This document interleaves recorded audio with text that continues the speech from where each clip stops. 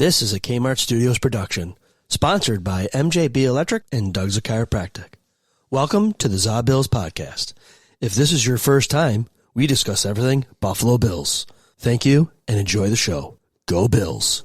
Listeners' discretion is advised. ZaBillsPodcast. I can't do it. We'll do it live. We'll do it live. Fuck it. Do it live. I'll write it and we'll do it live. Fucking thing sucks. In 5, 4, 3. Hey, ZaBills fans. It's a somber Tuesday. They pissed me off. Yeah, it was a rough game for sure. Just frustrating, right? You got the best dude on the planet playing on your team, and they look like shit. Yeah, I mean, credit the Patriots. I felt like it was going to be a tough game, but I thought it'd be more high scoring than it was, and I felt like we didn't get off and running until like the second half, really. But if you live under a rock, the final score was 23-20. They kicked the field goal with 20 seconds left? 3. They walk, or no, yeah, you're right, 20, and then they got the kick, and then whoever received it was running around like, "Go down, go down!" Yeah, that was all bad. By the way, like he ran sideways. And speaking of him, that guy hasn't done shit. Oh, Palmer, yeah, Palmer, yeah. I'm really surprised. I thought he would be really pretty good, but other than a couple passes here or there, he hasn't done anything. Last thing about special teams, I think Prater's your guy for probably the rest of the season, right? I mean, I would like him to be, but I don't know. I haven't heard anything about Bass at all. So and what do you do with that contract? Yes, that's the big thing, the contract, because I don't know how much it is, but it's a big contract. It's a lot of money for a kicker, yeah. you know. So the only how option, cheap is Prater? Well, he's bet minimum, I'm sure. Yeah. Yeah. So then you kind of just ride it out, right? Yeah. You know, if you really want to sorry to interrupt you, Joe. If you really want to stick with Prater, just tell Bass he's hurt. Keep him on IR. Just tell him that's where he's staying. He's still collecting a paycheck. I haven't heard anything about Bass at all. Me neither. So I mean, he technically could be the 3-week starting where he can start practicing was last week, I think. So he could start, but I haven't heard anything at all. Oh yeah, that was the thing I shared with him and Hairston, yeah. and the other guy, the lineman Grable. Yeah, right? yeah. The other note about special teams, and then I think that's probably it for special teams, is who the frick is that dude that was making all the tackles and ended up taking out Gibson for the season? Franklin Jr. or something? Oh, yeah. He came from Carolina. They signed him really close to the start of the season. Dude, he was a missile. Yeah. Yeah, he was looking good. He had a nice tackle, I think, on a punt return, too. Yeah. Yeah. He was very aggressive out there. And then he hit that dude in the leg and took him out. Yeah, Gibson's out for the year. Yeah. ACL. Yeah. Now, and before we get off of the special teams, I was at the game, so you know how it is when you're there. Oh, it's yes. tough. It's tough you can't really see replays and stuff, but the punter looked like shit, right? I mean, from the stands, the punts look horrible. So do we move on to another one this week? You know? He had at least one decent punt, right? I saw one that was all right. It's hard to judge because we've only been hitting 40-yard punts for the first 2. Yeah. However, the second one was doing great at getting 15-yard first down penalties for us. Right. I hope he bounces back, healthy. But I think for the special teams, that, to be honest with me, last week going in, if you would have told me where could we possibly struggle the most, special teams was where I thought we were going to struggle. Looking at New England, they've won multiple games based solely on their special teams. And I think the Bills were equal, if not maybe a little bit better in special teams against Patriots. Well, and being there too, the entire game was just, it was a totally different vibe. And even outside, before we went in, a lot of the banter at the tailgates was, we're nervous. We're nervous about this game. All that kind of, and then we go in and, it comes to fruition, and everybody in the stadium, every time he punted it, there's a groan. And so I think at that point, the point I'm trying to make is everyone was such a negative headspace as it was that maybe it wasn't as bad as it seemed, but they looked really bad from where we were. And I feel like we've been spoiled that you don't ever see a punter in a game, right? For the most part, so right, you get the groan just for the simple fact it could be the best punter in the world, and you just see an actual punter out there. That's more maybe I think the groan from that. Yeah, I was thinking I didn't really pay a ton of attention to the punter. More so, I was pissed off that we were actually punting. Yeah, I agree with you. Yeah. I do. We were talking special teams, so that was one thing I noticed was it was bad. I was thinking, what was the tight end? Davidson? Was that who's the tight end who punted in preseason? Davidson. Bring him back just to punt. I don't care. Yeah. Yeah. Were the Boo Birds out? I wouldn't say Boo Birds. There were groans and moans and things like that, but not necessarily the Boo Birds. It was devastating when that last play over the middle and you have no chance, and everyone just kind of like, really? You didn't even try for the sideline? That's the vibe. I also was very fortunate to sit around a bunch of Pats fans, and boy, are they horrible. I sat in those exact same seats against the Minnesota Vikings 2 seasons ago. We lost that heartbreaker right at the end of the game. I was surrounded by Minnesota fans, and they were awesome. And like when the game was over, like, we'll be seeing you again. We'll meet in the playoffs, all that kind of stuff. These guys are high-fiving over people's heads. We're walking out. Now, I've got my daughter with me, right? My daughter's 21. She's probably 5'2". She might be 100 pounds soaking wet. And this woman's walking behind us with her phone up in the air going, how's it feel to lose, you losers? You all lost. She's clearly live streaming something. My daughter goes, are you going to be mad if I knock this bitch out? And I'm like, don't do that. Not worth it. Let's keep walking. That's crazy. That's funny. Yeah. Good fatherly advice there. Yeah. I think the sentiment to go to that, though, was they won the Super Bowl, and we played the worst game we possibly have 100% could see, and still lost by 3 on a almost walk-off field goal. Absolutely. That reminds me, last year when we beat KC in the regular season, you remember Kelsey clapping, and then Nick Wright was, well, they won their Super Bowl, so let them have it. And well, the other thing too is the last 3 week 5s. Did you guys see this stat? The last 3 week 5s this year, we know what happened. Did Brendan send this to you? No, I found it on Twitter. But why did he talk about this? No. Oh, just because it's on my phone? Oh, okay. That's a whole nother thing. I'll explain that to you, Joe. It's genius to have it on your phone. So we all know what happened this week. Last year was the Texans, 23-20. The year before that, Jacksonville, 25-20. We lost. That was a London game, too. Yep. So that all being said, Week 5 struggle. A, it's a week 5 struggle. B, everyone at this table knows it's a long-ass season. This is one loss. You can't go perfect. Would have rather have beaten your division? Of course you would. But I'm far from worried. Yeah. Far from worried. Somebody, I won't mention any names. But I'm fired up about this team right now. His first initial is Kyle. Said that he thinks we're going to lose 2 of the next 3. I don't see how that's going to happen. I think we destroy Atlanta, and I think we destroy Carolina. I am worried about KC. That one I am a little nervous about. But I think especially coming off of this performance, going into Atlanta next, if we don't light them up, I'll be shocked. See, I'm glad you brought that up because I was thinking not happy about the whole game because it was pretty much shit the entire time. I was hoping that this is kind of like a wake-up call. The last couple of weeks, I haven't been happy with how they played. They've won, so that's great. So maybe this is the wake-up call because they lost the game. So maybe like before you get out by the skin of your teeth, it's not a wake-up call, but this maybe is. So now maybe they need to go back to the drawing board, so to speak, and try to figure some stuff out and know when to call timeouts at the end of the game or know to tell your kick returner to come back or stick with the ground game a little bit more. Keep James Cook in a rhythm like they've been doing. And I know that they don't want to use him all the time, but there's kind of a fine line between like not using him at all and then keeping him in the rhythm. In times of need, you got to break the glass and use him. Exactly. Right, exactly. Yep. So I think also that they're gonna. It's a little bit of a wake up call that they need to kind of be reminded that it's maybe good to lose every now and then. Like you said, it'd be good to beat a division opponent, of course, but maybe it's not a bad thing that we lost. I also am worried about the Chiefs game, but that's in 4 weeks or whatever. So right. And the only pushback, it's not really pushback that I'll give you though, is I'm tired of having to have these losses every year. Yeah. Like every year, it seems like, especially early in the year, we have these, the Texans, for example, Oh, good to lose kind of keeps you honest. Well, or you can perform consistently.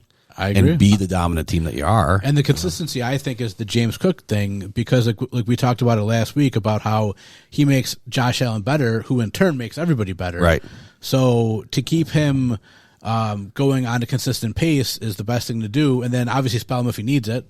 But, I mean, he's your guy. So you're going to ride him kind of till the wheels fall off a little bit. Well, and the whole everybody eats thing, I love that concept. I do. But back to what you said, break the glass in an emergency. When you've got guys like these two, you should be riding them, when things get tough. I mean, that's why they're the MVP and the newly high-paid running back that you have, right? Yeah.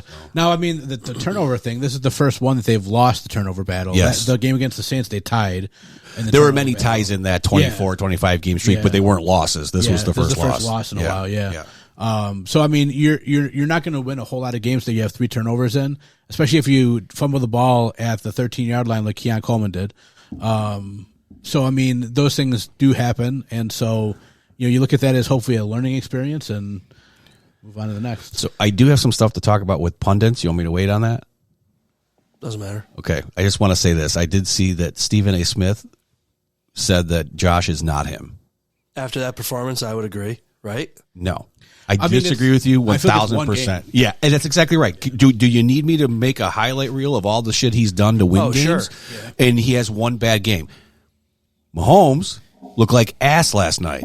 He threw a pick six. He threw a pick six. He threw 2 interceptions, and there were the 2 fumbles. One was on the bad handoff. No one said anything about No, him. I mean, I understand he has a ring. I get that. A couple, whatever he's got, 17. I don't know what he's got.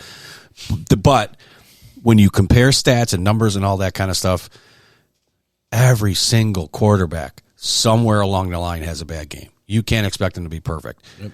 And Josh came right out and said it was bad football. That was the term he used. Yep. And he said piss poor offense. Yeah, yep. And that's what you want to hear. Absolutely. Do you remember, was it Mac? No, it wasn't Mac Jones. Who's the Jets quarterback that got arrested? No, we can talk. The 69-year-old. Yeah, no. Stabbed by a 69-year-old. He's That's not Sanchez. He's still in the league. The guy I'm thinking of is still in the league. Geno Smith. No, Mike White.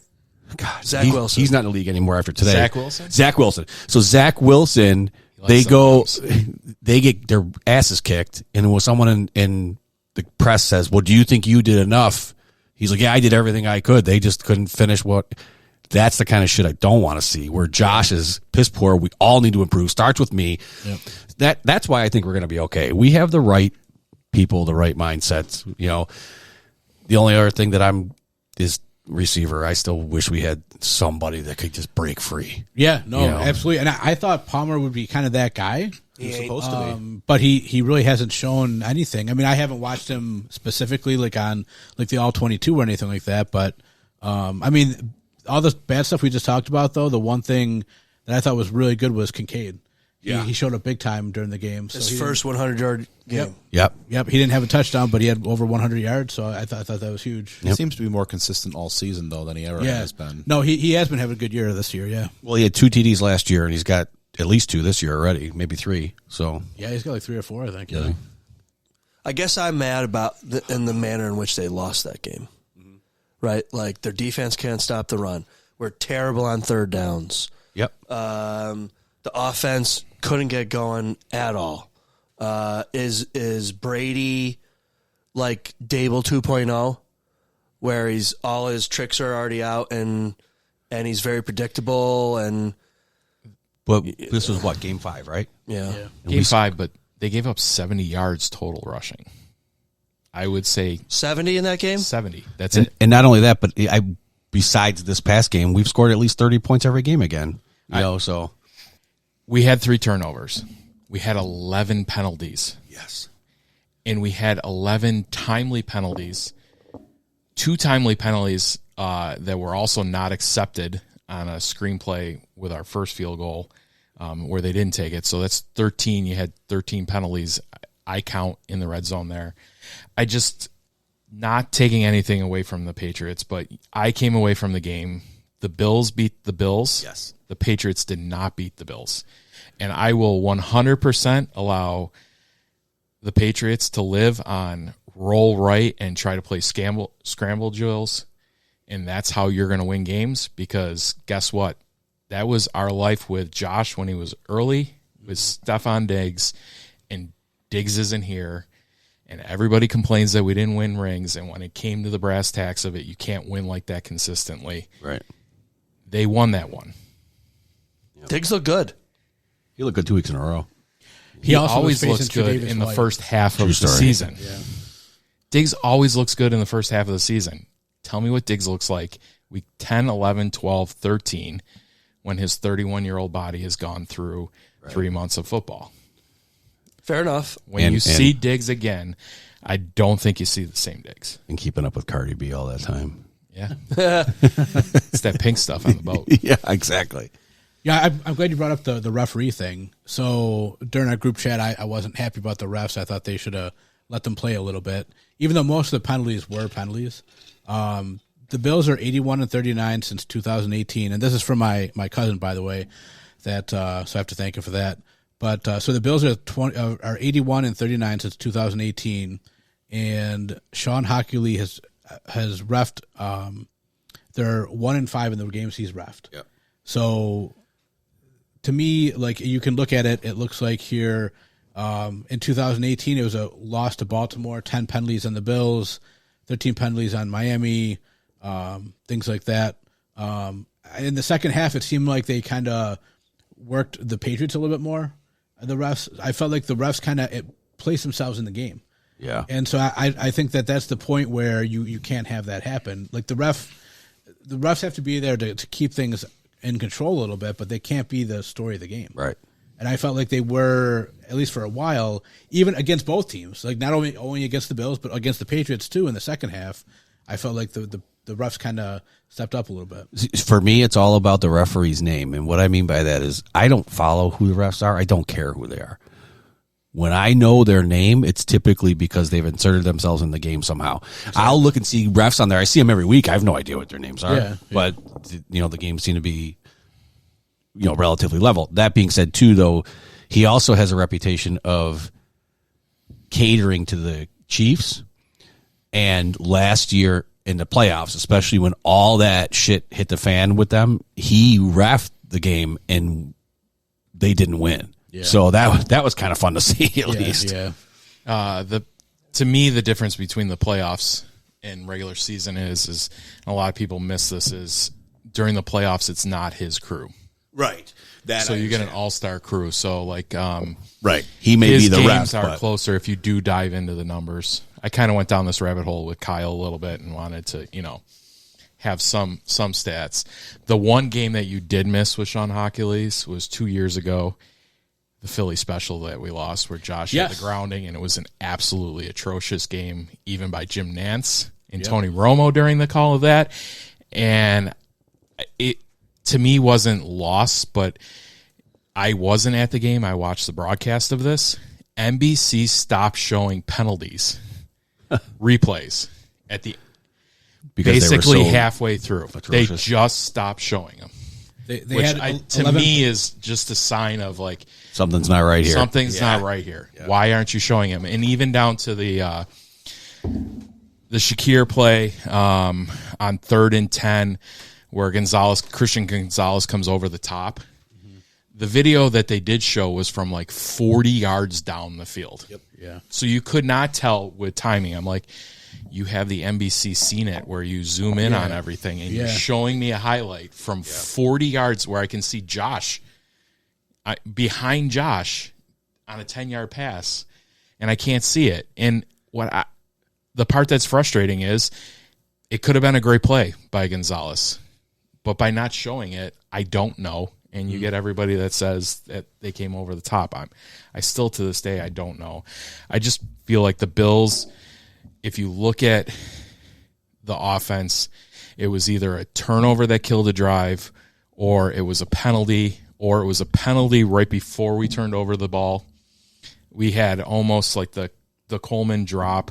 There was a penalty before that. We had basically you're not throwing that ball. Yep. It would have been 2nd and 2. You're running the ball. It's not that play. You had a penalty that brought it back to 10-yard play, so now you're throwing.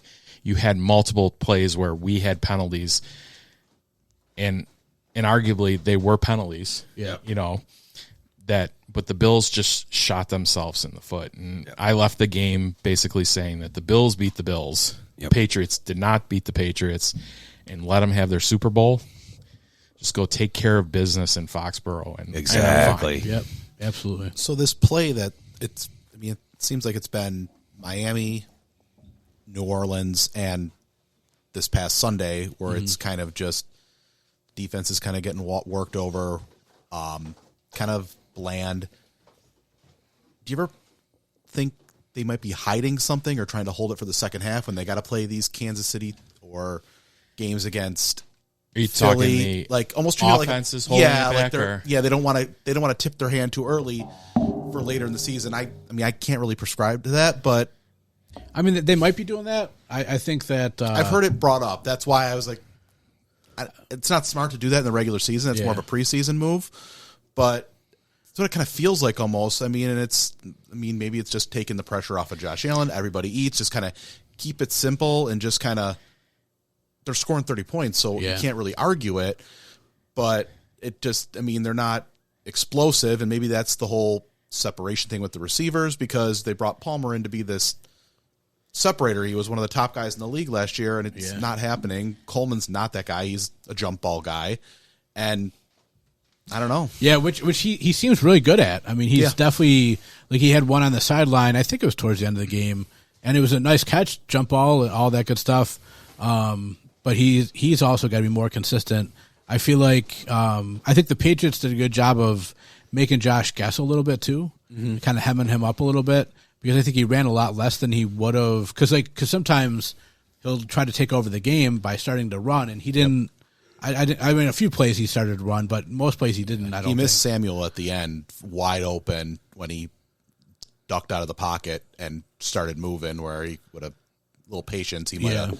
That could have taken a lead there. I think it was late in the game too. Patriots dropped out 8 into coverage, and normally that would be a zone coverage. They ran man, so they ran 8 guys man coverage, which I definitely will agree with you, threw Josh for a loop. But for saying that, all of that, Ben Baldwin is a guy I follow, Computer Cowboy on X, does a lot of statistics, and he does one offensive series results. So basically, you either get a touchdown, how well you do each. Yeah. You either get a first down, a touchdown, punt, whatever. The Bills last week were first. This week after that performance, they're second in the NFL. So the offense is 2 in all of the NFL. Yeah. For getting first downs, doing different things. And I just feel like, we held stuff back, but you ran an end around to Dawson Knox. It didn't work well. They fumbled the ball, but I mean, you did that and fouled it up with a flea flicker. I mean, I don't think they're holding stuff back. If anything, I think, New England, I will give that my opinion of New England after following and looking and kind of deep diving back in. They have a very strong defensive tackle core. Yeah, they do. The Bills were getting beat in the middle where they normally don't get beat, and that's basically where Cook runs and earns his yards. And they kept pounding him up the middle. They never tried working outside. Yeah, but some of it I think they got off the field. You fumbled and you couldn't see what a drive was. Sure. It was a 4-play drive. Sure. When you turn the ball over, it's like, okay, I was going to call like 6, 7, 8, 9. Was going to be Cook and get some of that consistency that they lost. So, I feel like that was some of the stuff. And New England has their strength, even though they've given up some. They have really good man corners. Yeah. We do not. I got a stat and a half for you. Good. On this one. So I know we're on offense, but I'm going to switch to defense real quick. Is it about Trey White and how he shouldn't play anymore? It's about all of Tyler Rapp. All of the defense. How many pass breakups in 5 weeks have the Bills had? Past breakups. I'll go with 10. Yeah, I would say about 10. I'd say 5. I know this game was a little rough. This is through the whole season? Through the whole season. I'm going to say 10's the under. I don't know exactly what the number is, but I think 10's the under. It is currently 2. Oh, my God. That was close. Yeah. And here's the stat that's going to throw you. One of the 2 is AJ Epinesa from this week. Yeah. Wow. Yeah. So if you want the eye test of where I think everybody is with the defense currently right now, you are not seeing balls getting swatted away. They're getting caught. And I really do think that's what the miss is. I was trying to think of what the miss is. And this game was a little bit different. The Bills did a lot of odd mirror in the beginning when Milano was playing. Milano got hurt at half and didn't play in the second half. They did not do odd mirror again until Shaq Thompson. He came up and sacked Drake May. That was the first time they ran odd mirror against Drake May. And if you look at New England's stats in the first half of how successful he was against odd mirror, was not very good. It was, I think the Milano loss was more than what I think people are saying. But for me, going into the game, and you look at the 3 different phases, the one phase that I think all of us felt comfortable about going into New England was the offense. And I think it was the worst phase out of the Bills. I don't think it was the worst Bills defensive effort that they've had this season. They had 4 sacks. They had multiple pressures. They held New England to 6 points in the first half, and 3 of those were they got the ball on the 11 and lost a yard and kicked a field goal. Right. So, that's not even – that's like a win. Yeah. They stopped him at the 1 yard line at the end of the first half too, and forced him to kick a field goal. So that could have been a touchdown as well. Yeah. So to me, the phase is the offense, and I'm not really to pull the panic button on it. Looking statistically and looking at the game, I just really think you can't win games turning the ball over 3 times and committing 11 penalties that are actually enforced against you. Yeah. And really the penalties were on offense. They're not even defensive. They weren't even really defensive holding calls. I know you had Trey in the back. I'll give you that one, but whatever. Yeah, it was mostly legal procedures and formation calls. Connor, our center got 2. Yeah. 2 holding calls. You had offensive pass interference. I thought Spencer Brown coming back that the O-line would look decent. They gave us a run for their money. Josh was under duress quite a bit. Yeah, I think you're right that the Patriots' defensive line is pretty good. So I think like Milton Williams, I think he was on the Eagles last year, right? I think he looked pretty good. Yeah, and he was out multiple weeks prior to that. So this was his first week back. So he came back for that. So they got some players back, and on our defense, we had some costly injuries. You were down all our 3-tech tackles, D tackles. They started no 3-tech tackles. We still have one more week with these suspensions, right? Yes. Yes. So no Oliver, no T.J. Sanders, no Daquan Jones, right? He didn't play? Daquan Jones is technically a 1-tech. They had him play 3-tech. Okay. Which he's played in the past, so he has done 3-tech. But Dennis, was your buddy Solomon out there at all? I didn't see him. Okay. I think he might. He'd go. He might be out there for a while. Yeah. He'd go. Hey, Joe, for our less educated listeners, and by those people I mean me, can you explain what that odd mirror is? I don't know what that is. So odd mirror is the way you run your back end coverage. Okay. As far as what you're doing, you're switching your coverage in the back as far as what Mac Jones is seeing. So you're showing one thing and doing. So all the stuff that everybody talked about, like that they used to do with Poyer and Hyde, of hiding their coverage and doing different things. So you're mirroring where you are. Like you're showing that you're going to be overloading on the right-hand side and you overload the left-hand side. Okay. So you switch, you flip your mirror. Okay, makes sense. I don't know why. And then but okay. The key to it is which is what he played, is your linebacker that's in the middle where he came up and made that play. You put him on an island. He is the outside. So you're putting they're going strong side. You're overloading the offside out, and you're kind of baiting him. Yeah. They're baiting you like we want to go right. When you play odd mirror, we want to go right. We want to show you that we want to go right, but we're going to go left. And the defense kind of shows you like, all right, we're going to give you right. We'll take the bait, and then they flip it, and now they're going the other side. Okay. Yeah, that makes on sense. The D, and you can do it, but your linebacker, which is Milano, that's got to cover all of that space, is the one that's out on an island. Okay, so, and that's another question I was going to ask you too, is being at the game, I didn't realize that happened. What happened to Milano now? Pec injury again? The same thing that's been keeping him out. So he's out. He's going to be done for I heard he might be done for like forever. Yeah. Yeah. Done forever? That's what I heard. Forever?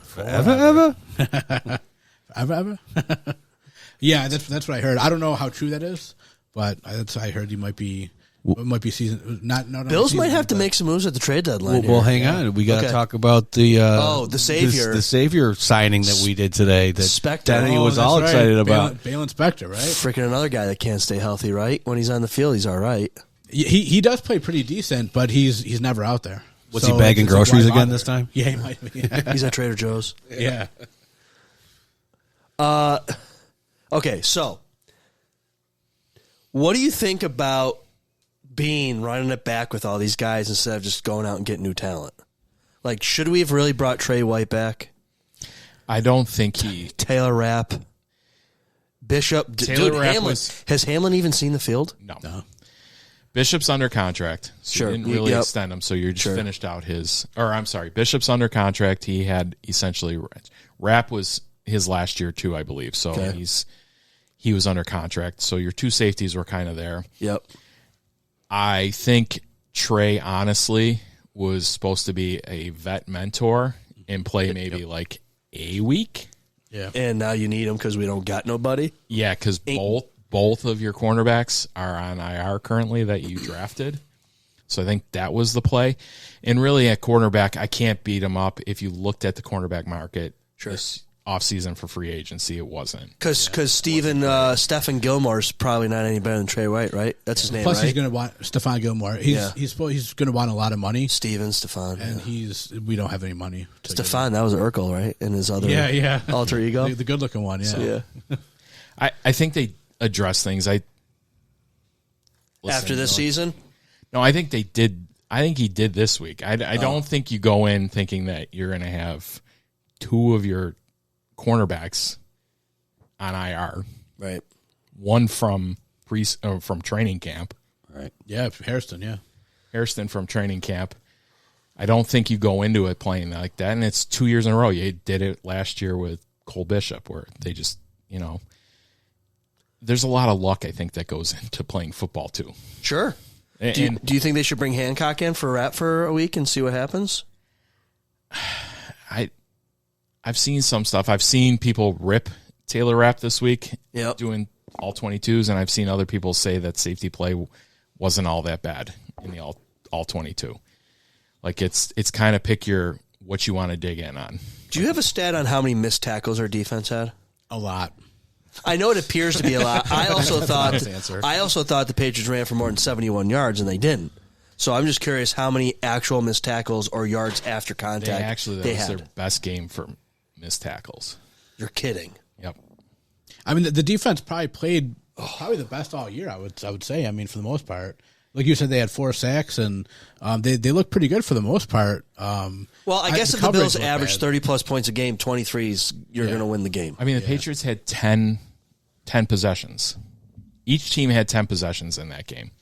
Now, granted, our last 10 possessions was 13 minutes where we tried to, run a trick play, get it back, and New England 4, they made a great play. The guy made a great play. He if you see, they caught the ball and they were definitely supposed to lateral it, but the New England player didn't go after. Shakir was following him, yeah. Yeah, they did not follow him. they stayed in between where the ball was supposed to go. And he's like, "Oh crap, what do I do with the ball?" And it just like went down. Yeah. To me, the big thing there is Samuel, I think it was, that got the kickoff. He ran sideways for Correct. 5 yards. Should have went down. He should have went down. The Now, clock stops. granted, they said the ball was going to land about the 2.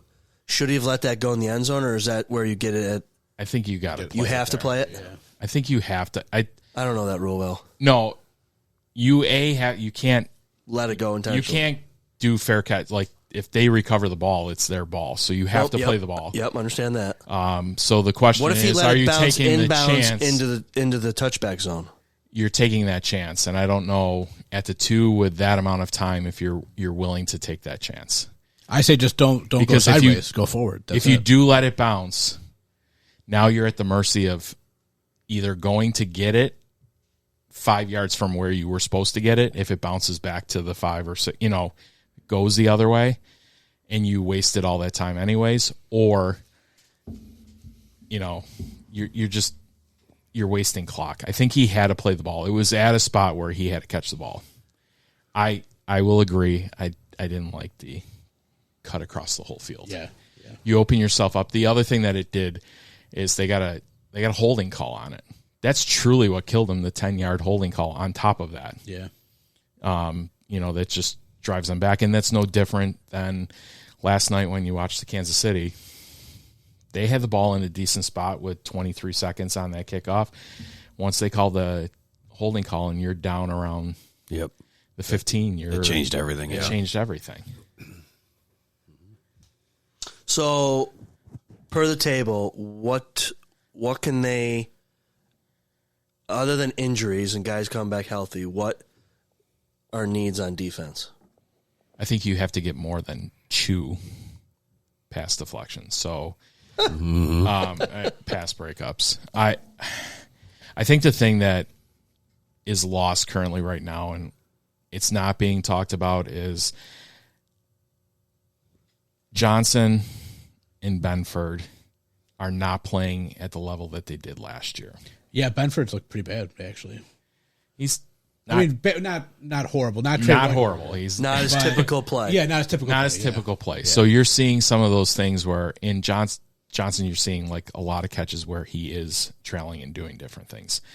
What's hard is we're always seeing it. You don't know what they're getting asked to do. True. Should we change it up from zone to more man? I think they did, and Trey White got smoked. Specifically in the Baltimore game. That is one where they did do man coverage, and then they just ran past them multiple times. I'd like to see more blitzing. I mean, I don't have anything to back that up, but I feel like when they blitz, we at least have a chance. Of course, that means you're going to leave somebody open. How many sacks did you say we got on them? We got 4, and I think the miss this week was they did get 4 sacks. Who were they by? Epinesa had 1, at least 1, right? Epinesa had 1. He had a half, I think. Shank Thompson had 1. Yeah. They're missing the inside. They're missing Ed Oliver. I would like to have seen what Ed Oliver would have done in that game. They are missing an inside push.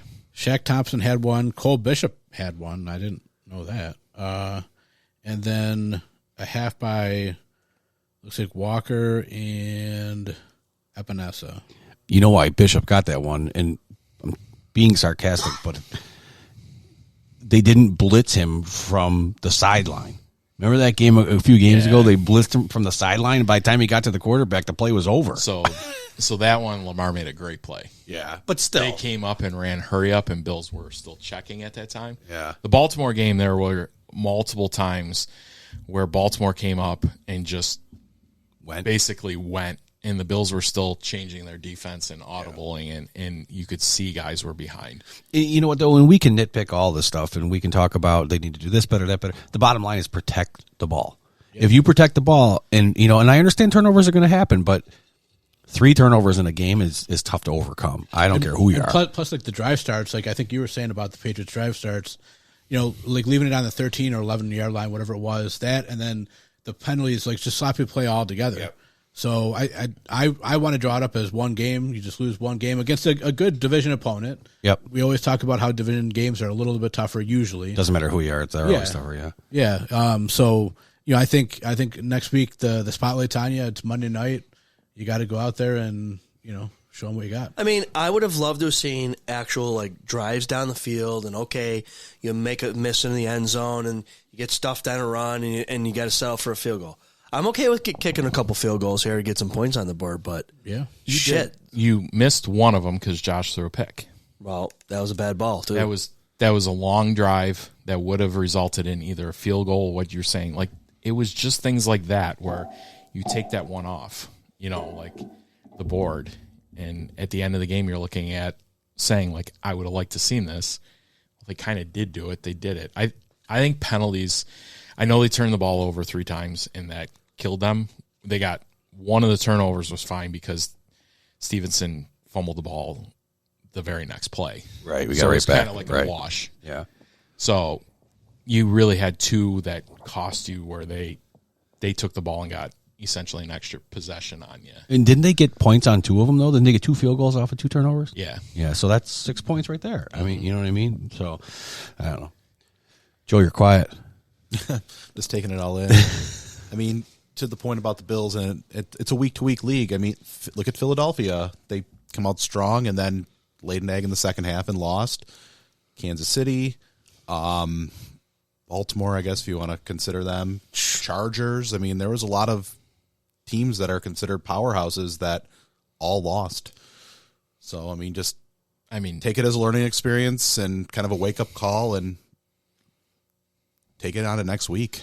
As much as we say New England's the next best thing out in the national media, they lost to Las Vegas, who has their only win against New England. However, Drake May had the game of his life. I mean, Kid's good. He played very well. And if that's a glimpse, because remember, we had that with Josh where sometimes it was good, sometimes it wasn't. I mean, we could have a competitive division again in the next couple of years. Oh, yeah. They're not going to let the Bills just run away with it. Yeah. There's too much parity of that. So it's eventually coming. Not taking anything away. Drake May played fantastic for them to win by 3 points. Agreed. I agree with that. But my point is that since Brady, how many quarterbacks have they had that you're worried about? And not that I'm worried about him, but he could have a future there. You know what I mean? No, definitely. He has a future for sure. I wish he would have scored, if the Patriots were going to win, I wish he would have scored some points for my fantasy team. Right. Didn't have anything at all. So it's all about you, Denny. It is. It should be. I mean, do you think that Joe Brady, outcoached himself, or do you think that we got outcoached? I think the answer to I feel like Joe knows a lot more about the X's and O's than most of us, me especially. So you might, maybe go against me on this, but I feel like the answer to that is yes. I think they both happened. I think both things happened. A lot of I think it was actually Brady who said in his press conference, we got too cute. We were trying to do too many things, or we just got to get back to the basics. That kind of stuff was just kind of what you were saying. They're not hiding. They're showing us what they're doing, what they've got, and some of those bit us. So I think he outcoached himself, overcoached himself, maybe. But I also do think that they were ready. They were ready on the defensive side of the ball. Yeah. So I'll agree with you in this sense that I think going into the game, the Bills realized that it was going to be difficult for them to run up the middle. New England basically, and even Collinsworth said this, as much as you might turn down Collinsworth and not listen to Collinsworth, said the Patriots don't let you run up the middle. They force you to the edges. Yeah. And I think the Bills maybe got too cute with trying to find different ways to run to the edge instead of just handing the ball off to Cook and saying, go. Don't run up the middle. Yeah. Run to the sideline and then go. Sure. I think of the plays that struck me. Dawson Knox was going to the sideline. Yeah. That's what that play was. So why him? You're not expecting. Don't give it to Stonehands. That's where I think they got cute. Sure. Where I think Brady would agree with you is saying, we got too cute. Maybe don't do it that way. Give it to Cook. Let him. Or Curtis Samuel. Yeah. Yeah. But they even, we had wide receiver screens that normally work perfect that we struggled. That was the first game in 5 games. Struggle with screens historically. Yeah, but they haven't recently. Shakir scored a touchdown the week before. Yep. Made an unbelievable play down on a wide receiver screen. They've done it. They won the game with a bubble screen out to Shakir on the side and did some of that stuff. They didn't do a bubble. That's what I was kind of, that motion where they ran away from some of that stuff that I think they should have just Stay with your bread and butter. Stay with your bread and butter. The Patriots know that you're going to try to work it to the outside, but just be better. Right. Be better to the outside. The Patriots are going to stuff the middle. You can't go there. Be better on the outside. Go be the better team, which I don't think anybody at this table is going to disagree that at the end of the day, the Bills are the better team. Go be the better team. And that's why it's frustrating to watch that game. But the one thing that popped in my head earlier was the nice thing is we don't have to have these podcast recordings very often where we're talking about. I hope not. Well, that's what I'm saying. But I've been with you now a season and a half, close, right? And we've had, I think, one or two of these. Like, it's one of the few times that I don't really look forward to recording because I know it's dark. Like it sucks, but it's one loss. Yeah. What did Rodgers say when he was in Green Bay? Relax.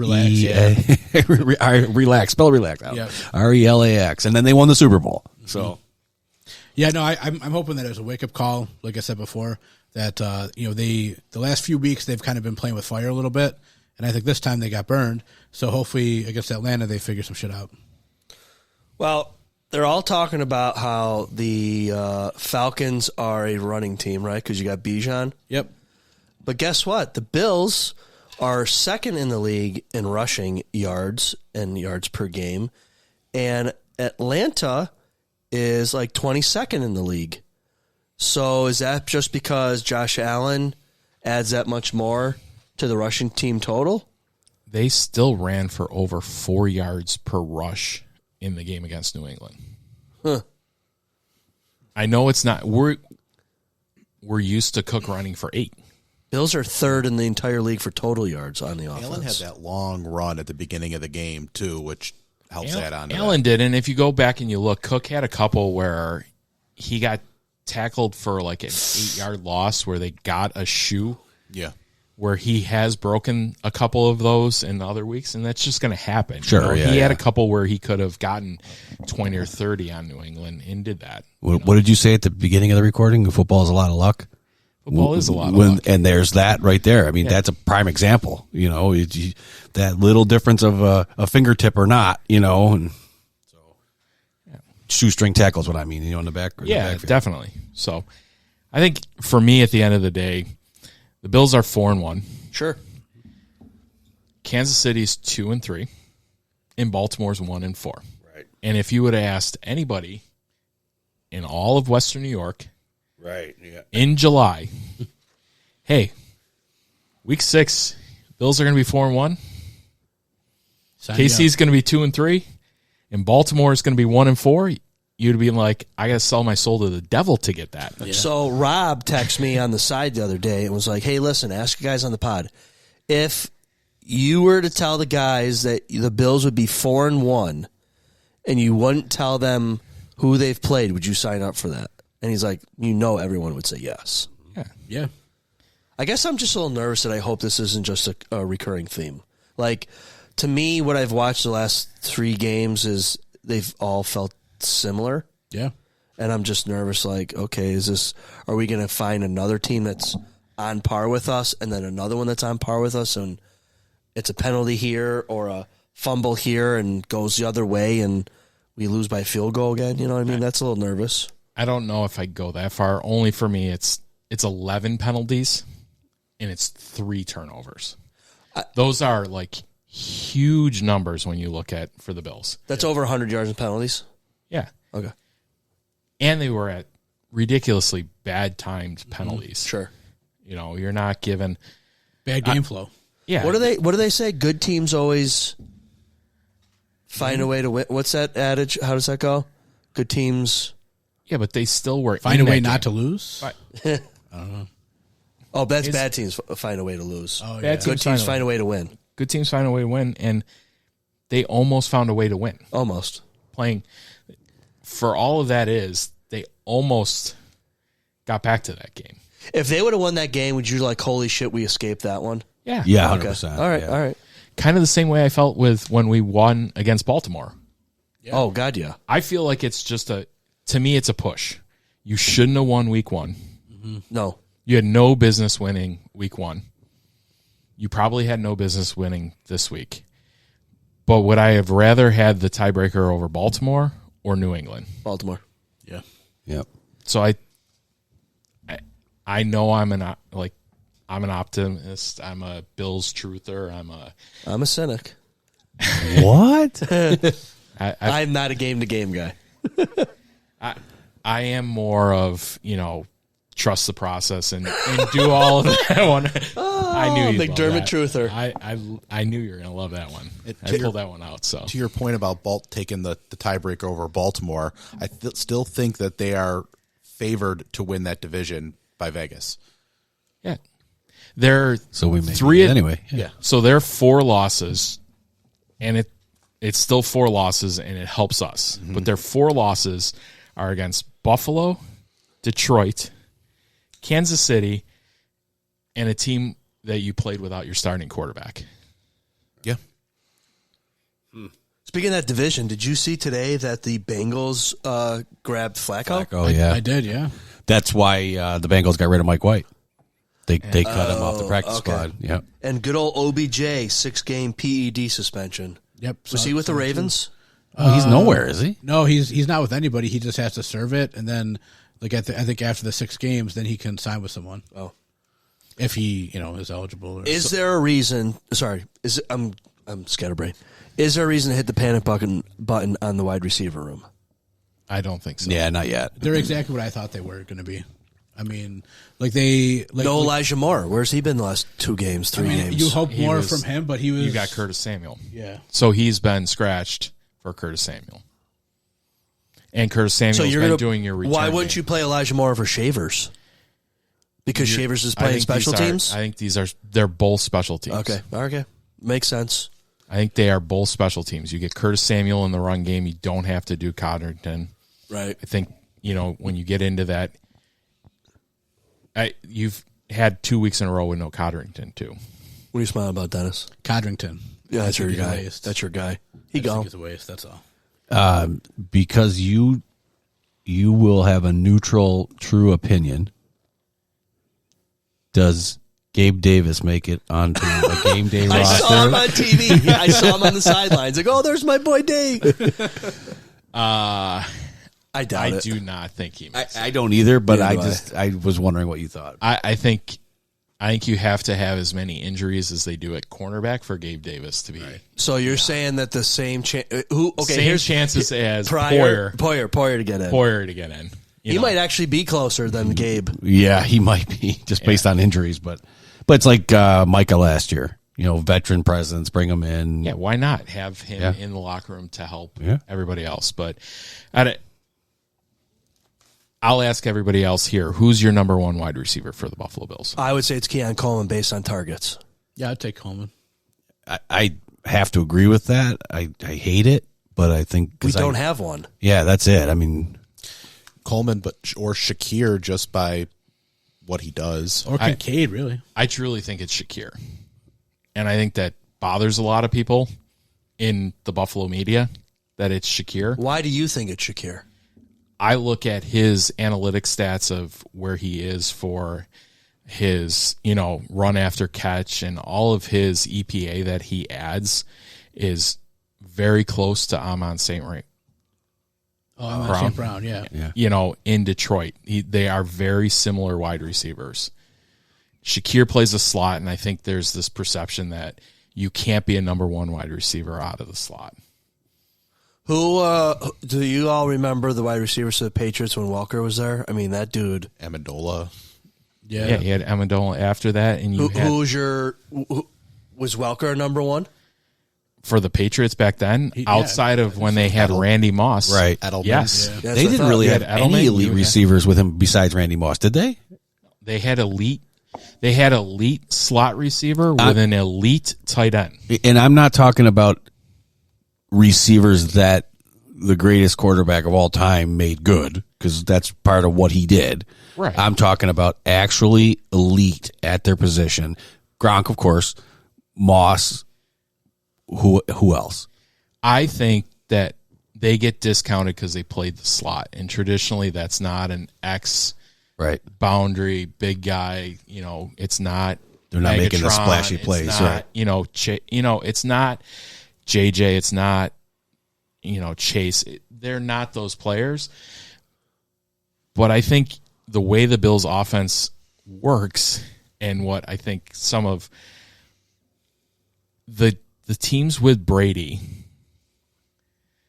the Bills team and the Bills' offense reminds me a lot of watching New England with Tom Brady. That's exactly where I was going with that, because no, I am not comparing Josh to Brady, right? But Josh is a quarterback that can elevate anyone's game, right? So if you've got a Shakir who's, and on any other team, is a maybe above average slot receiver, Josh makes him a great slot receiver, in my opinion. That's just because Josh is the kind of guy who can make these plays happen, right? Moss did the same thing. Or I'm sorry, Brady did the same thing. They got Moss as an elite. That was great. So back to what I said earlier in the in the podcast was, we need that one breakaway receiver, the one that can create that separation. We don't have that. I think you do. But who? I think it's Shakir. When you look at his separation numbers after contact, though. No, even his separation where he's catching at point, he is the same in a head.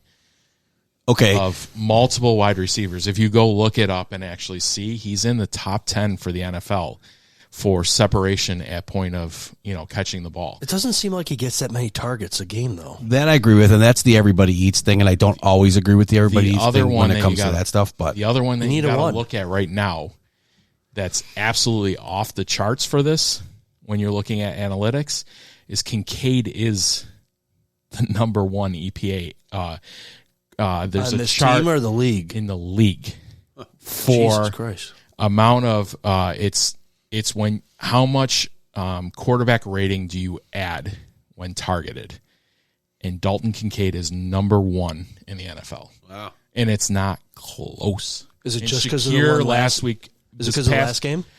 No, he wasn't consistently. It was Kincaid, and then you would see like Shakir was like third or fourth. This one, Shakir's come back into kind of the pack, but when you look at the pack that he's back in, you'd be like, that's that team's number one, that's that team's number one, that's that team's number one.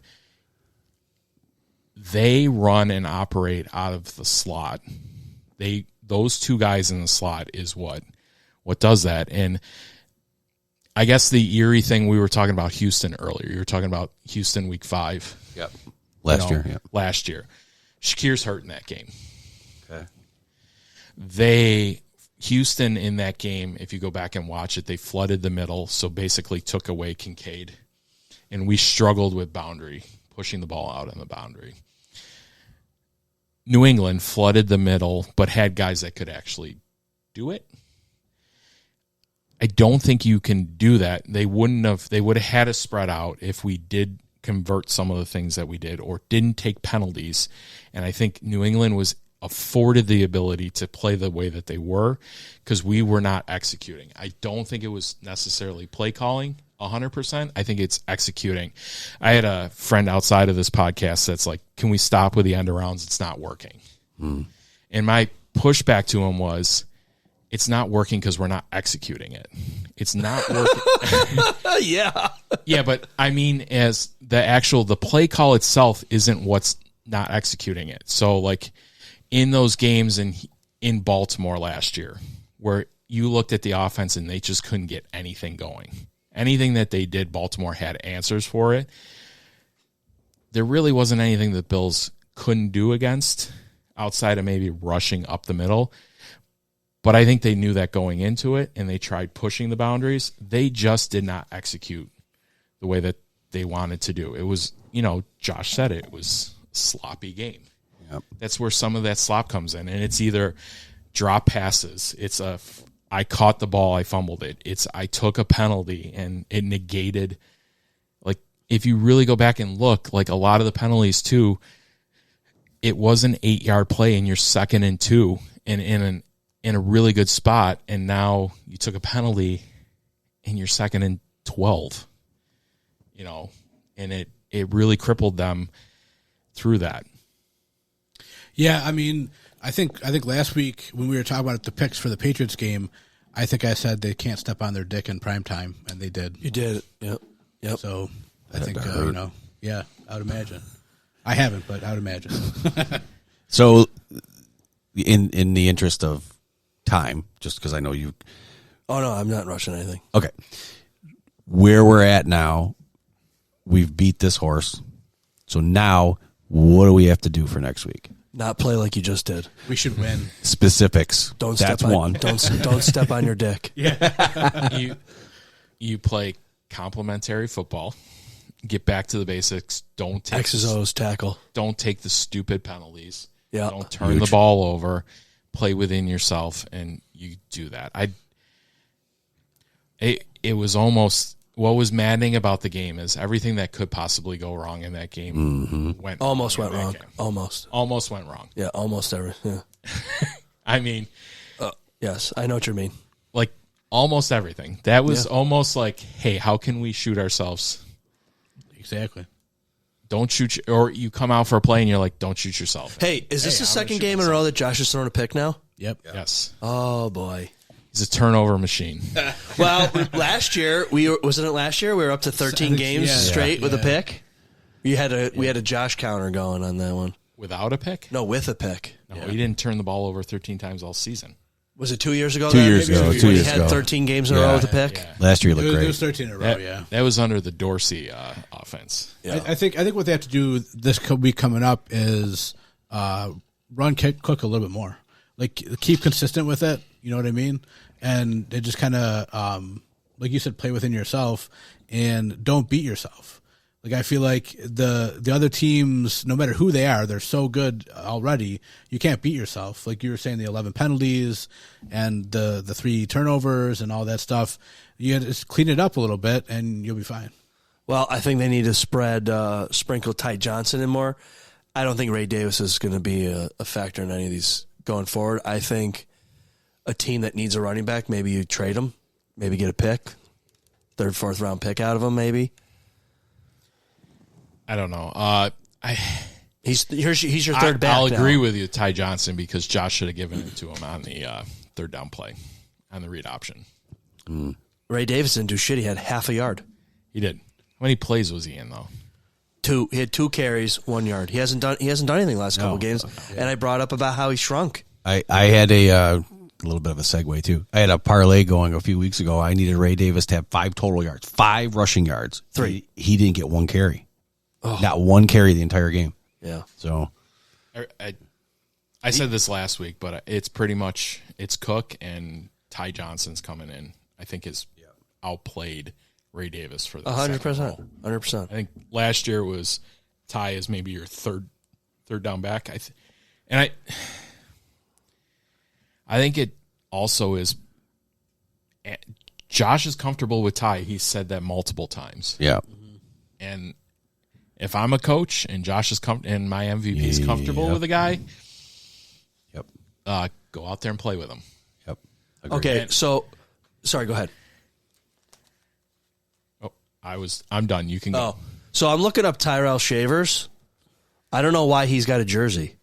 He's had 2 catches in 5 games. Yeah, he was a feel-good story. Finally made a roster, all that kind of stuff. But I'm over that already. Yeah. So should they have had KJ Hamler instead? Like would he have done?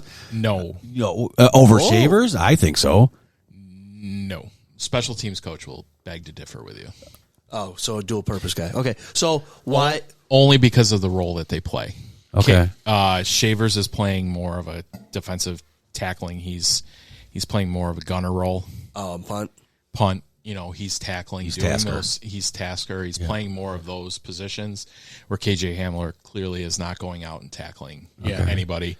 And you have multiple people that can actually return the ball. He's got 2 catches, 24 yards so far. But that's okay. So just to kind of, Wait a minute, hold on here. to push back a little bit on that. 2-5. I thought did he score a touchdown? Oh no, that was in preseason, right? Don't you want He had that one-handed receivers that are part of your offense? Like, I get the special teams thing, but If you can't generate shit, get off the field. that's my thing. For me, when you guys, I didn't answer this way. When I asked you guys who I thought the number 1 wide receiver is, who's the number 2 wide receiver? There's like 4 answers. Yeah. But if you're going to go with Shakir for your number 1, I'm going to stick with Coleman for 2 then. But You got 1A, 1B, 1B, 1B, But 1B, or 2C, 2C. caveat to that is I don't count Kincaid because he's a tight end. Correct, but I would count Kincaid as your number 2 wide receiver for the Bills. Sure. Okay. Coleman or Palmer is your 3/4, and Let's I bring think up that- really let's it's pull Coleman. his To be stats honest up. with you, I'm going Coleman. So Joshua Palmer to me is your 4th wide receiver when you're sending guys out. Palmer's got 12 catches. And if when Josh was playing with Diggs, Shakir 22. when it was go back like 4 years, and you had Diggs, Wow. Gabe Davis, Cole Beasley, who was your 4th wide receiver, and do you remember? Yeah. Oh, I picked the wrong guy. I think I don't remember. I think this is some of that, problem, Joshua Palmer. Elijah Moore, 4 catches. Yeah, he's had 4. They're It's not everybody eats. It is because you're not feeding just one guy. Everybody gets like 4 or 5 catches as opposed to one guy getting. These are season totals. though. no catches. Elijah Moore's missed 2 games, so he's only played 3 Yeah, games. I mean, fucking, if we're going to say Keon Coleman's your number 1, he's got 21 targets, or 21 catches. He's saying Shakir's number 1. He's got 22. He's got 1 more catch. See, got one he more. was right. Kincaid, Where are you? Joe, what's your ranks? I know you mentioned Coleman with me before, but Yeah, I'd agree with Shakir being the number 1. Just he seems more of a focal point of the passing game when you're throwing it. It's a toss up between Coleman and Kincaid for 2, but I don't know if that's like a bias because it just seemed they didn't know what to do with Kincaid at first, and all of a sudden now he's kind of emerging as one of the up and coming elite tight ends in the league, and he's kind of built like a hybrid of a tight end and a wide receiver. That's why it's almost like a second slot receiver with Shakir out there, and it's like just let these 2 run wild over the middle. Yeah. He's got 20. Kincaid. Yep. Kincaid, yeah. Yep. Dawson Knox, 6. 6. Jackson Hawes, 3. 4. 4. One's a TD. Yep. One's a TD and one's a catch that set up a TD. Yeah, right on the 1. Yep. Yeah. So you got a wide receiver room and only like 3 guys are really getting the ball. That sounds I like it's feel Gabe like- Davis time. I don't feel like it's Gabe Davis time. I think if you go back to the old New England Patriots and you look at what their target share was, it was Edelman.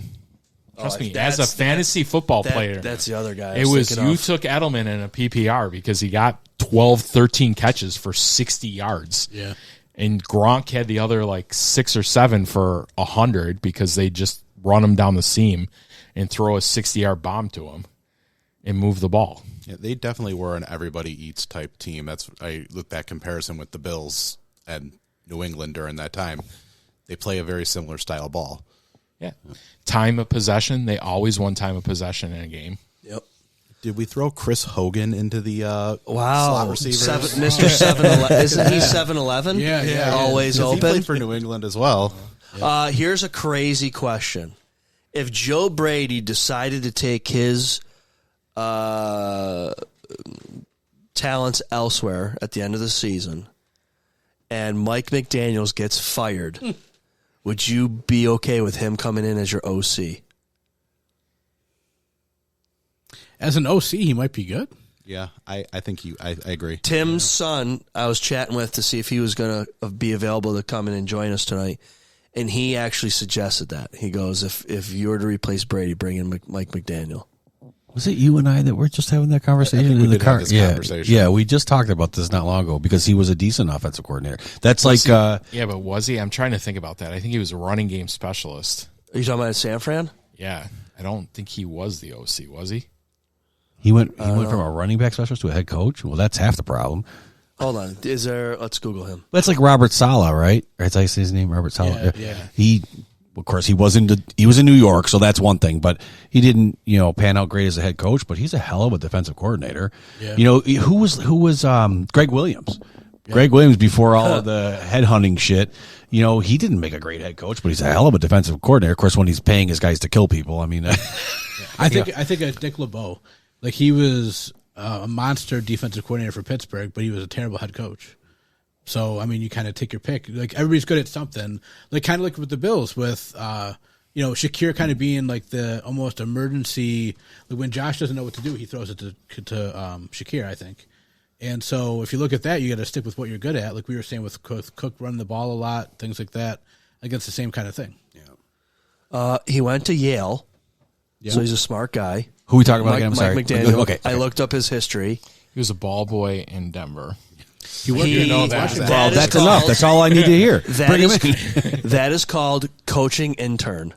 And that was 2005. Then he He worked became in Washington. No, I'm talking about before he was 2005.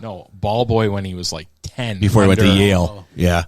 Under Mike Shanahan. That was. Well, I mean, how he got that to guy's a Kyle good coach.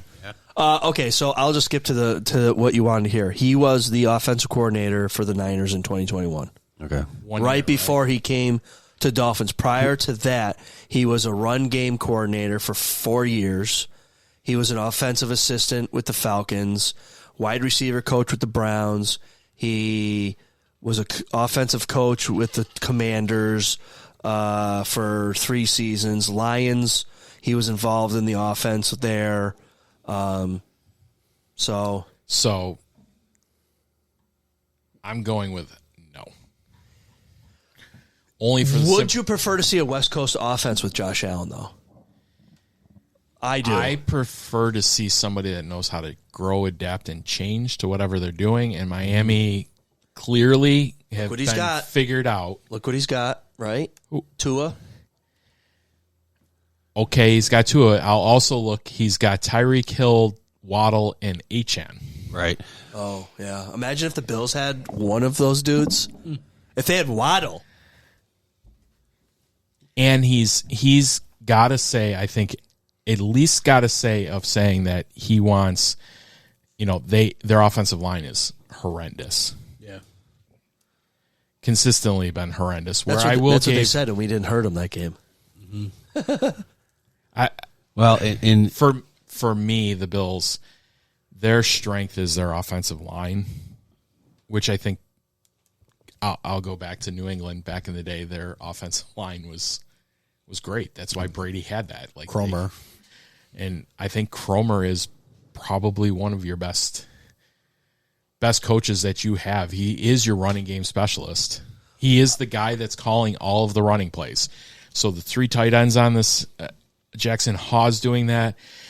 There's podcasts this summer where it was Cromer was on. It was unbelievable of him talking about with Pagula about why he wanted Torrance in the second round of that draft.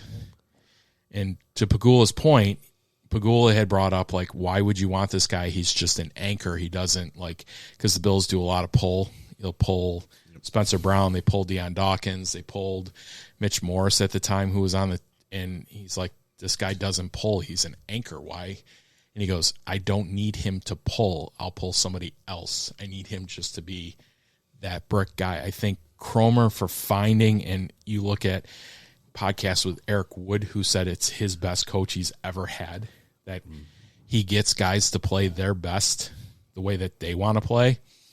Cromer, to me, I think is the X factor for the Bills when they let him take over some of that running game that made James Cook, that made our offensive line go and allowed us to play the control game. Like, they ran poorly and got over 4 yards. A rush. There's teams that, that's their best all season long. Does it matter that the Falcons have one of the top-rated defenses this week? I don't think this is going to be. I think the Bills bounce back, and I think they take care of business and clean up. All right. They've done a really good job, for the most part, under McDermott of doing that. I'm just saying the Falcons are the only team that have allowed less than 1,000 total yards so far. They're first in total. They're first in points. Who have they played?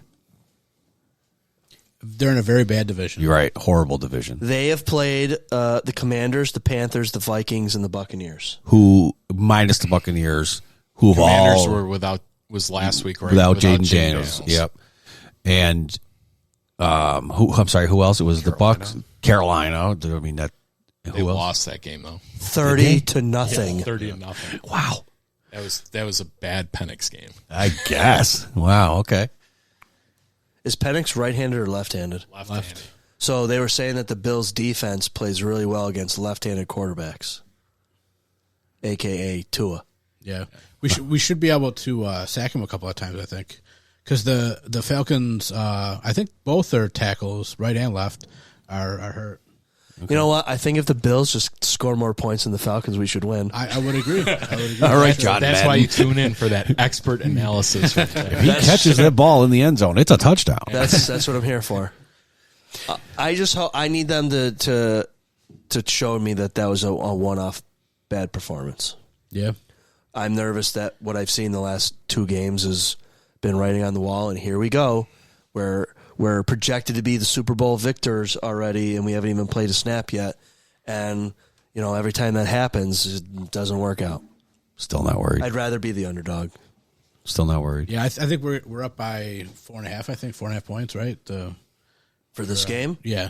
I think I still saw, even after this loss, we were still the Super Bowl favorites. We are.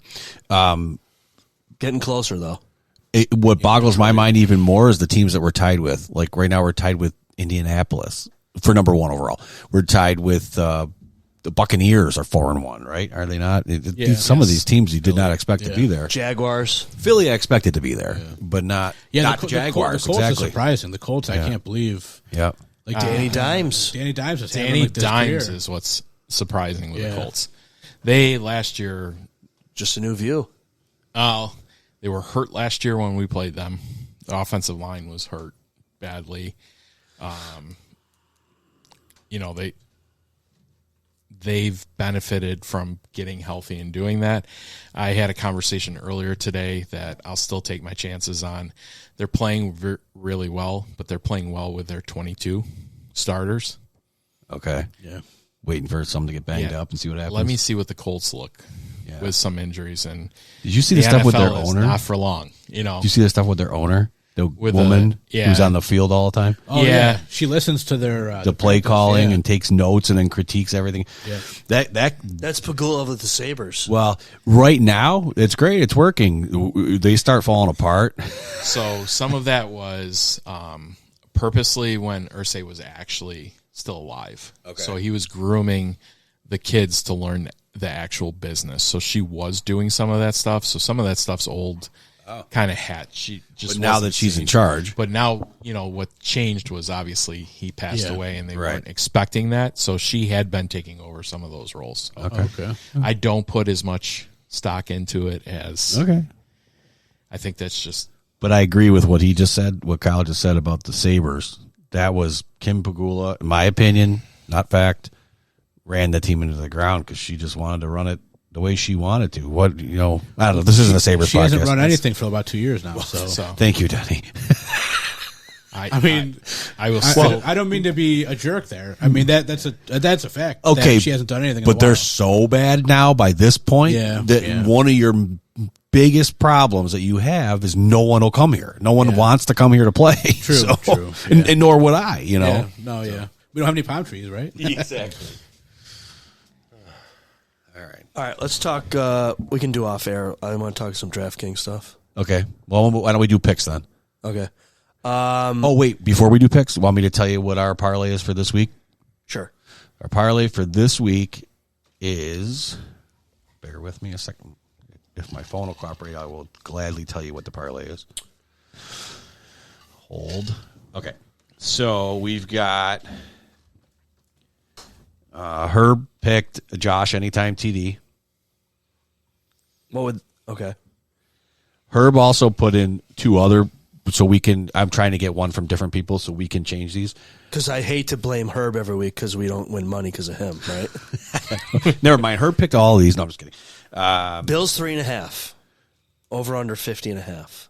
Okay, before we get to that, though, the other picks that we have right now, though, 50.5. They're calling for no defense in this game. Josh anytime, Browns money line, What does that mean? meaning they win, spread doesn't matter. They can win by 1 point as long as they Who are win. the Browns playing? I don't even know. Pittsburgh. Where?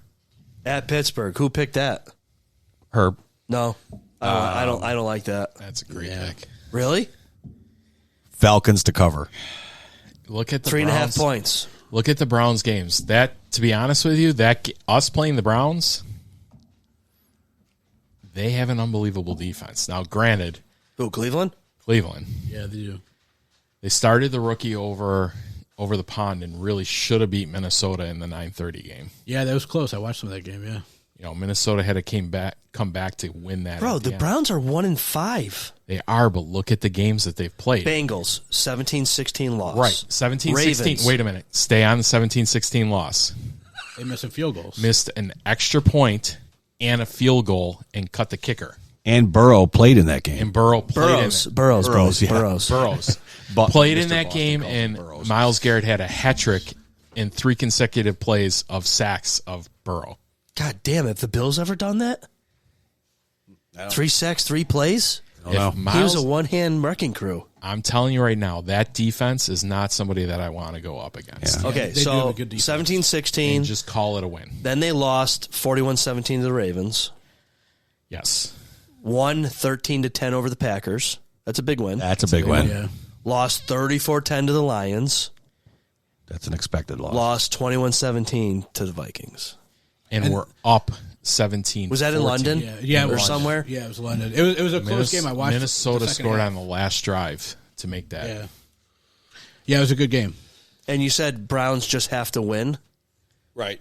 So Browns just money They're line. saying, Spread they're saying doesn't matter. Pittsburgh 5.5 points. They're at home, so that's really a 4-point favorite, right? You said they only get 1.5 now? 1.5 now. So if the Bills are 3.5, you're telling us we're almost just a push, 5. right? No, 5. They're on the road. Atlanta gets 1.5. So if we're 3.5, so we're 5.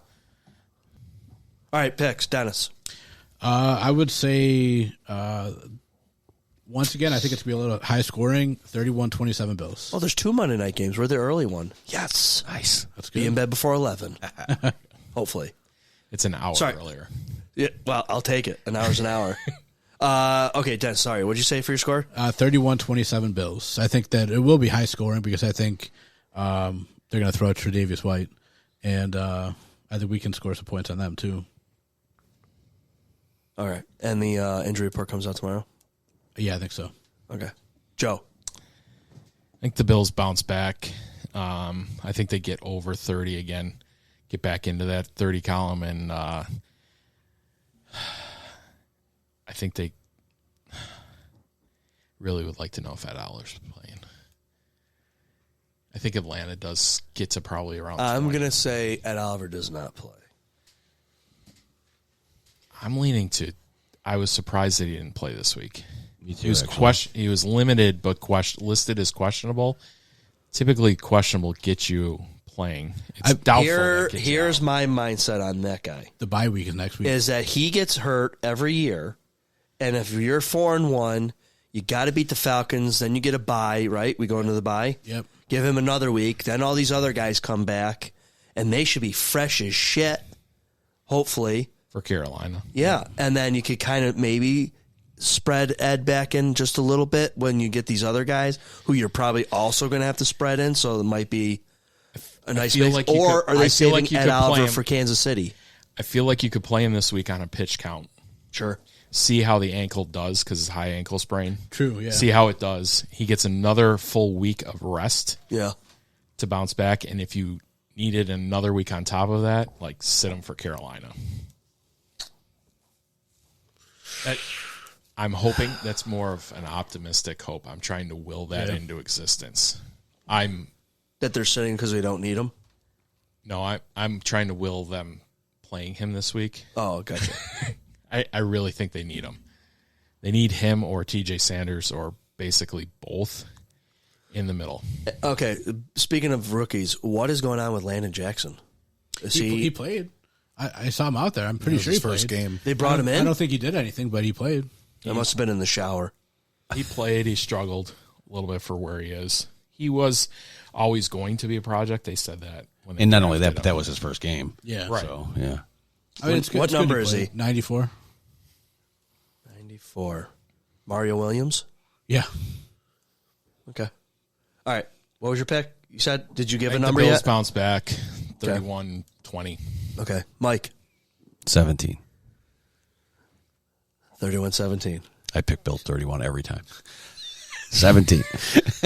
Joe, 34-17 Bills. I agree. I think they bounce back, put up 30 points, kind of clean up what they're looking at, and kind of. all right. I'm this is Herb. Bills 100, Falcons 2. Oh, wait. And this is Brandon. And Atlanta's definitely going to win. Brendan picks the Bills to lose every week, just hoping he's wrong. Who can do a Sean? I'm going to push back on that. I love the Bruins. Yeah. Josh Allen will never lose again. I don't want a bye week because I need everybody healthy. Bills 55, Falcons 30. Oh, thanks, Sean. Fuck your Bruins. We love all of you. They won't listen probably this long anyways. I'm going to go...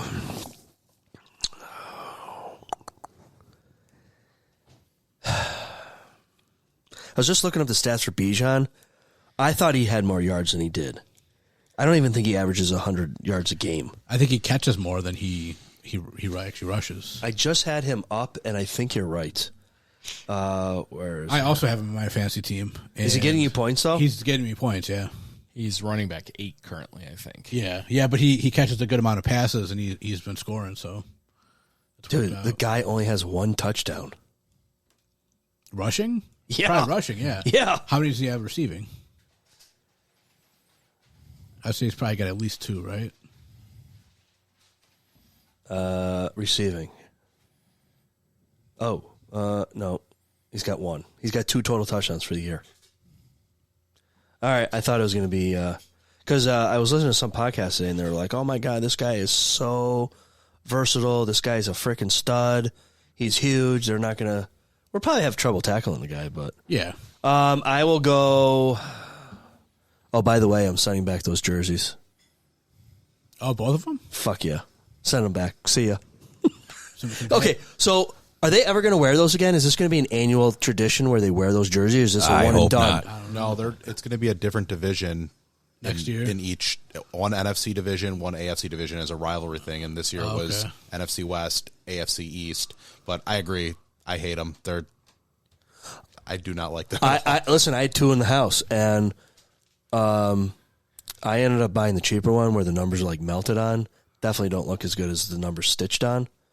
So I was setting them back to exchange to get another one.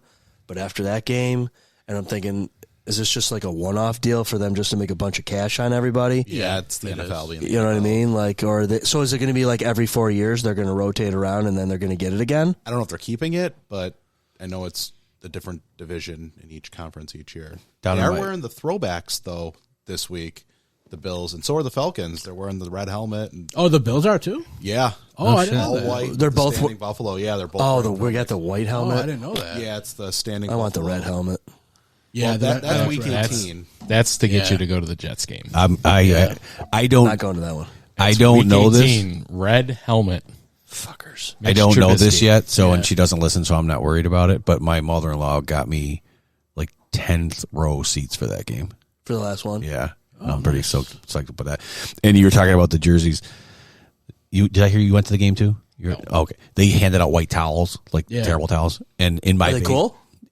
they're okay, but in my basement I have Bandits towels, Sabres towels. I don't want to hang this one up. You can hang it here. I agree. I'll give it to you. I'm not kidding. If you want it, I'll give it to you. Sure. I can show you what it looks like, but I don't want it in my room. It's bad omen, I guess.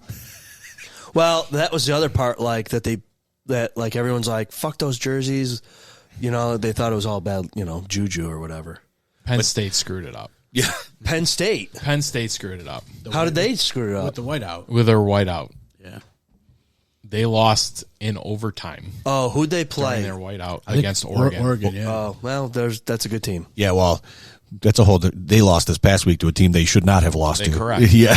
But they did it with the white juju in the beginning. Yeah. I'm gonna I'm going with the Bills, but they better not fuck me or I'm gonna be pissed. Bills 20. No, will they score 30?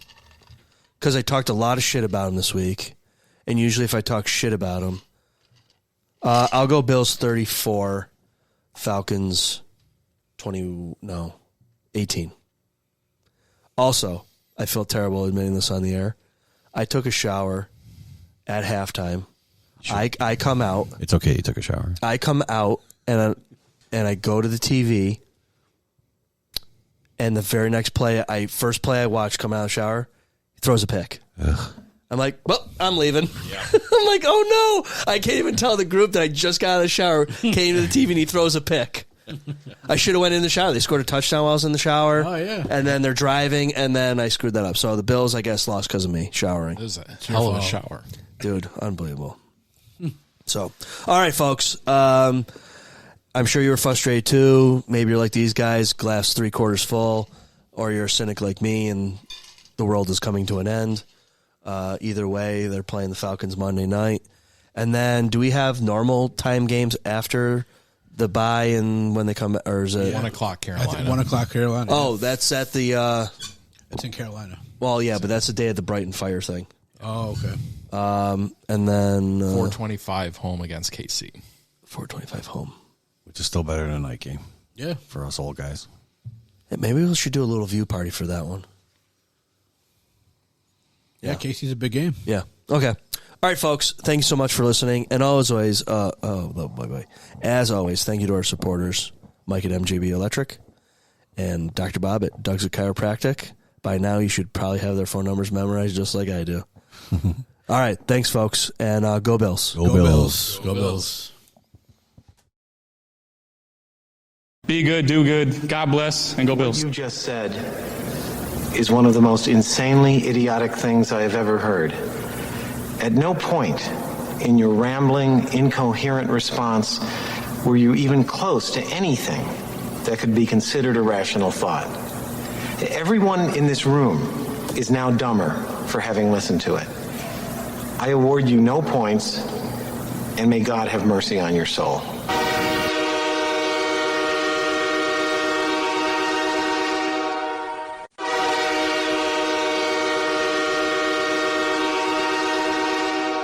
The ZaBillsPodcast is naturally assembled by Kmart Studio Productions. Sponsored by Doug's Chiropractic and MJB Electric. Thank you for listening. If you haven't already, please rate, review, and leave a comment. It certainly won't hurt. Executively produced, executive sound engineering, fundraising, music, lighting, recruiting, treasury, pizza, costume design, all by yours truly, me, Kyle. And all artwork was created by Avery and Mark Vachon. Ladies and gentlemen, thank you for coming. Please drive carefully, and arrive home safely. Good night. Yeah, baby. Yeah.